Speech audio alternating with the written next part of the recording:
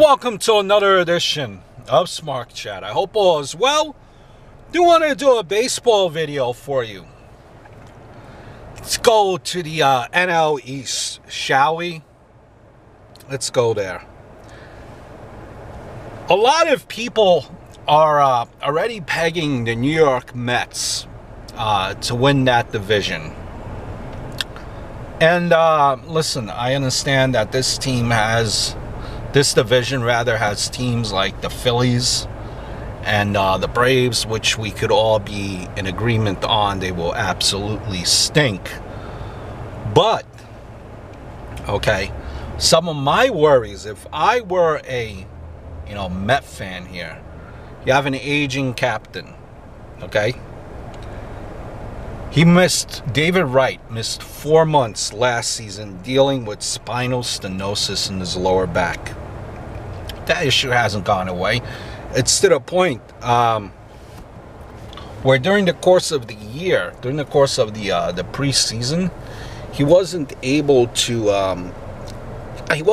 get into any spring training games for the longest time because he can't stand up for long periods of time. He can't be standing.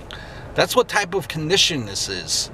If he stands in the field there, it affects his back.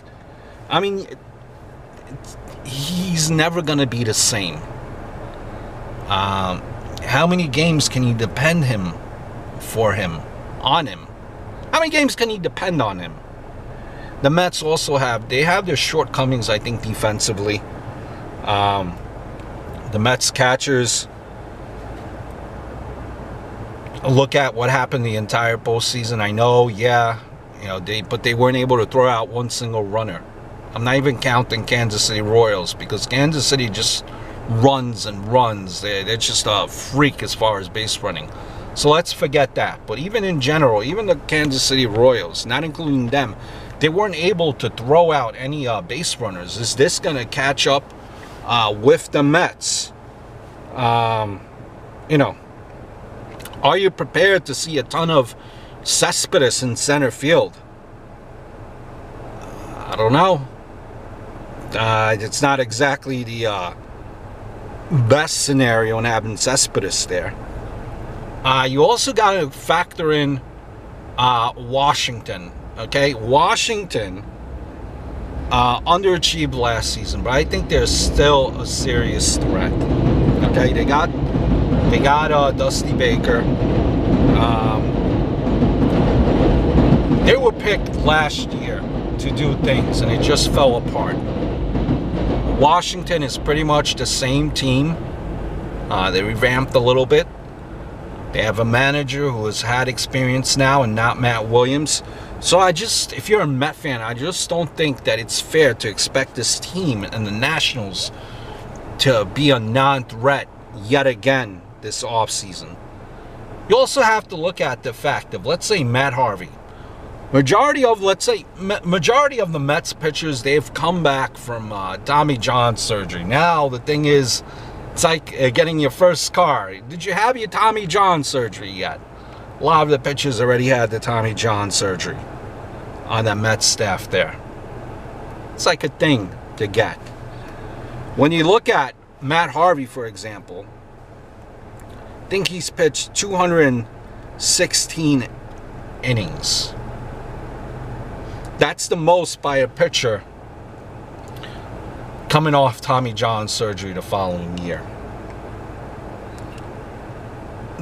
Mets pitchers, all young as well, logged in a lot of innings last year. Will be a case of overload as far as work innings. Not used to pitching so many innings since they're so young. Will they have fatigue coming into this year? Something, if you're a Met fan, you got to be cautious about.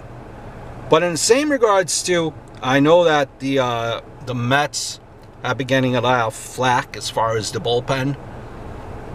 That Addison Reed is just okay. Listen, his ERA in New York is 1.17. Okay. Look at that bullpen as well for the Mets. Bastardo's ERA, yes, it's high this spring, but it was high last spring, and he still had an ERA of 2.95 in the regular season. Okay, if you think that Tyler Clippard would be able to do this and be a better option in the bullpen, I just don't see it. Look at it too. You know, the Nationals aren't exactly stacked in the sense of, okay, the Stroudsburg is 1-2, 4.0 ERA against the New York Mets last year. I don't think the Mets are really dreading playing him. Scherzer had the same record. You know, Harper was human against the Mets pitching. He had 254 and about 70 at-bats. So there's also optimism as well. Okay, I know a lot of talk was about that Mets bullpen. But for me, what it really comes down to is how much could David Wright give you? That defense, and will the Met pitchers be able to uphold and not run out of gas? Be interesting to see. I hope all is well. Forward speaking very, very soon.